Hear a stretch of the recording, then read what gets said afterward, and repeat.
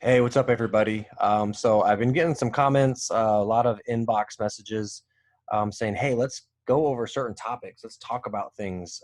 You say, buy calls, buy puts, buy this, but I don't know what that means. So I thought that was a great idea. So I wanted to put some stuff together real quick, just a couple minute videos. Um, First off, I am not an expert. I do enjoy this. I'm very passionate about it, and I really want to be able to be successful in the stock market. So I am putting a lot of time into learning.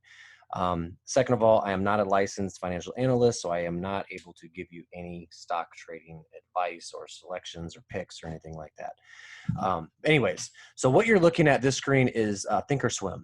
It's also called TOS. It is owned by TD Ameritrade. It is a free platform if you have a TD Ameritrade account. So what we're going to talk about today is called expected move. This is an actual term, and whether you trade stocks or options or both, the expected move could give you a great deal of information. So the trade tab inside of ThinkorSwim is actually going to be a very important tool for you. So if you go to the trade tab and you look over to the right, you're going to see percentages, and then you're going to see parentheses. The parentheses are the expected move. The percentages are the implied volatility. Now, we're not going to go into what implied volatility means, but you hear the word volatile, and that's exactly what it is. It's the percent risk that you have trading that stock.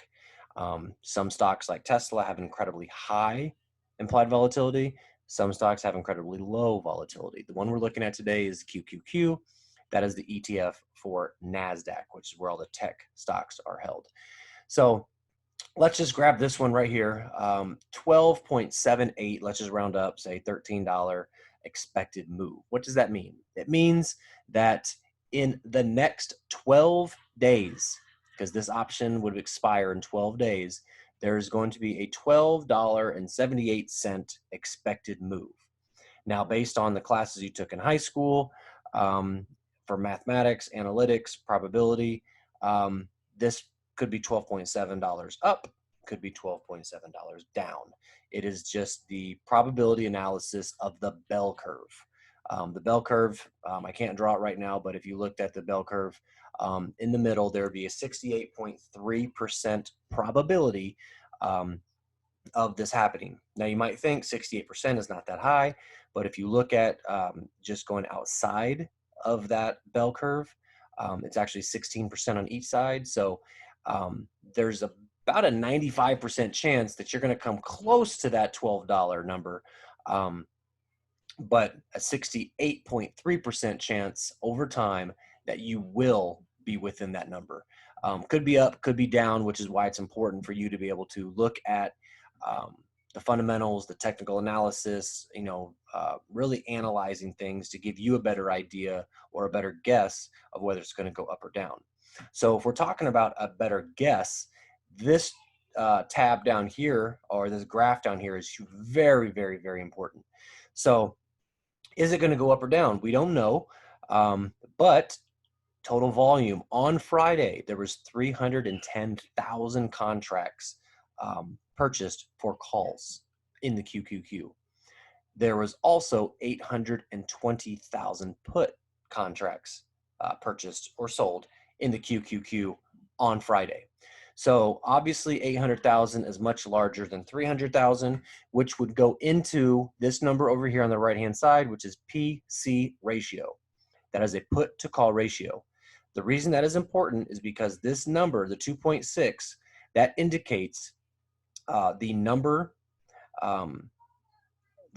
today higher than the previous 5 trading days. So, for example, there are 2.6 more puts being purchased in the QQQ today or on Friday than the previous 5 trading days. This is very important because you want to be able to be ahead of the curve. And even though the market is predicting a complete and utter collapse, it's not happening. So people are like, oh, okay, well, I'm just going to keep on investing. People that don't know what's going on, they see Amazon, they see Tesla, they see all these, stocks. They're just going to ridiculously high levels. And people that are able to read the market They may be able to make some money on the way up, but they are protecting themselves and planning for a pretty significant move down. Um, so, anyways, you're looking at these two numbers, the expected move and then the put to call ratio. This should give you a pretty good idea of what people are doing in the market. This is a huge, huge, huge number, but a lot of the major stocks are going to have huge numbers as well. So we can look at other stuff, but there's really no need for it. But Tesla, 117, 137% implied volatility, ridiculously risky right now. They're expecting a 320 point move over the next 12 days. Now, Tesla has gone from like an $800 stock up to $1,500. I don't even know a word for it. It's just a rocket ship to outer space right now. Could it go up another $300? Yeah, I guess it could. I didn't think it would get to 1,500, but it did. So it could go up another 300, but guess what?